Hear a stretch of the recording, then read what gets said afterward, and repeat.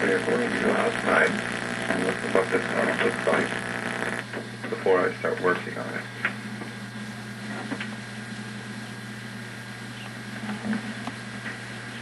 I'm going to work on the backyard and move it from being a mess to cleaning it up. The reason that I want to document all of this is I think maybe of value to the game I'd like to create.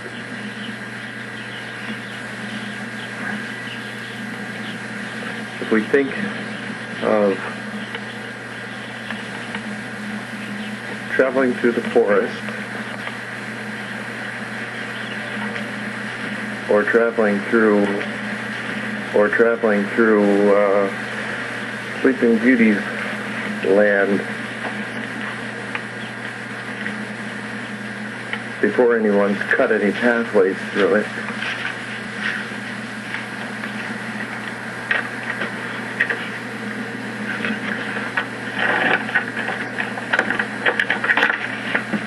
You might have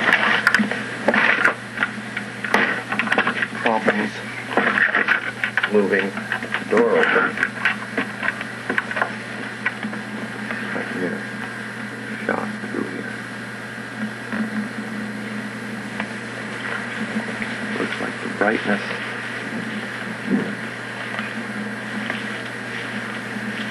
is kind of overblown. So what I'd like to do is think in terms of a Julius effect, or any fractal pattern on a timeline for growing of plants on a map. And the longer you go without cutting back, the more weeds and taller everything is.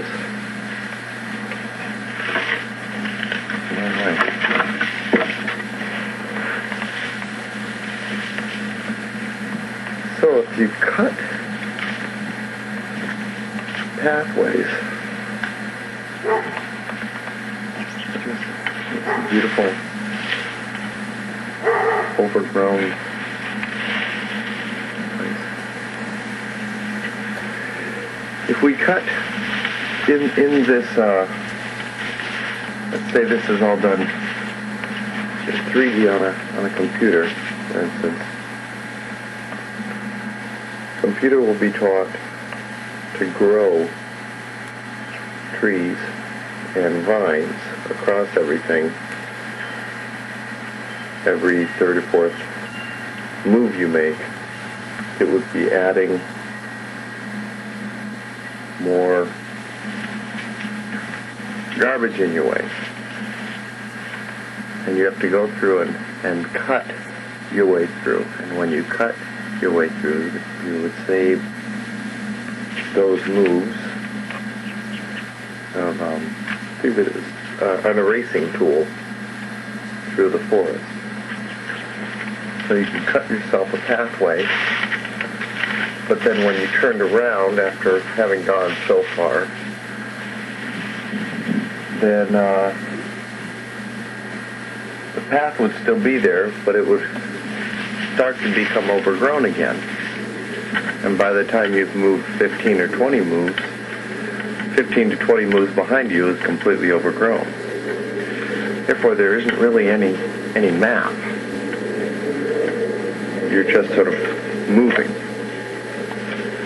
through things. And somehow we'd find a way to tell the computer to quit growing back if you use weed killer or use a weed whacker or some other object. Point is to create a forest that grows as time passes, that maybe you'll teach a little bit of upkeep to the person playing the game. This is the front yard. This is where I'm going to start working first.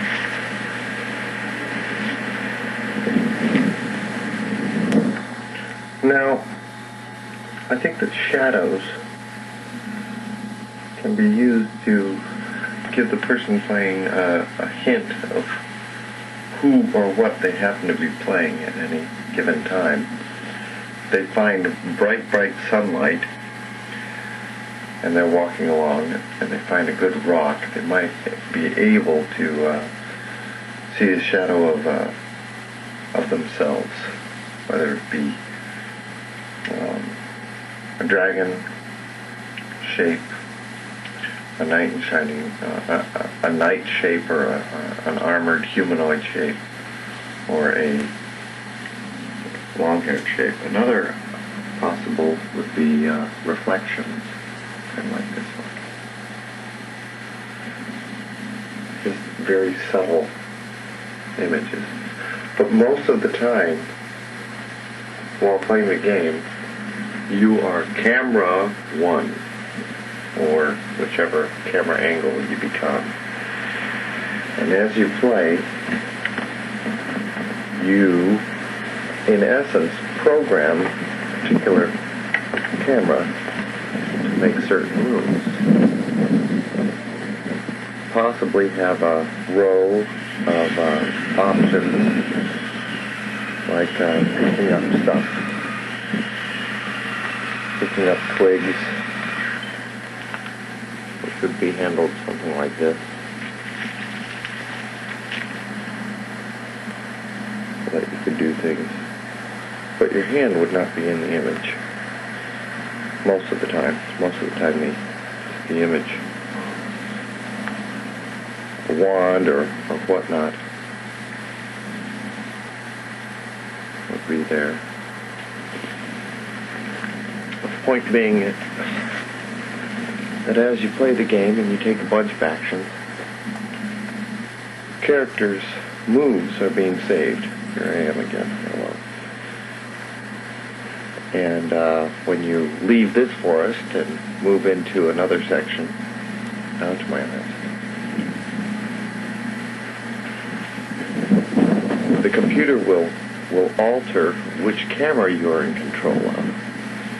And say camera one's actions will now be saved as character one's moves.